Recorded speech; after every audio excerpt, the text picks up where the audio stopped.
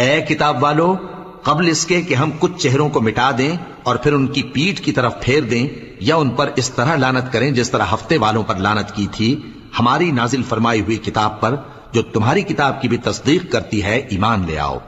اور اللہ نے جو حکم فرمایا سو سمجھ لو کہ ہو چکا۔ اللہ اس گناہ کو نہیں بخشے گا کہ کسی کو اس کا شریک بنایا جائے، اور اس کے سوا اور گناہ جس کو چاہے معاف کر دے، اور جس نے اللہ کا شریک مقرر کیا اس نے بڑا بہتان باندھا۔ کیا تم نے ان لوگوں کو نہیں دیکھا جو اپنے آپ کو پاکیزہ کہتے ہیں؟ نہیں، بلکہ اللہ ہی جس کو چاہتا ہے پاکیزہ کرتا ہے، اور ان پر دھاگے برابر بھی ظلم نہیں ہوگا۔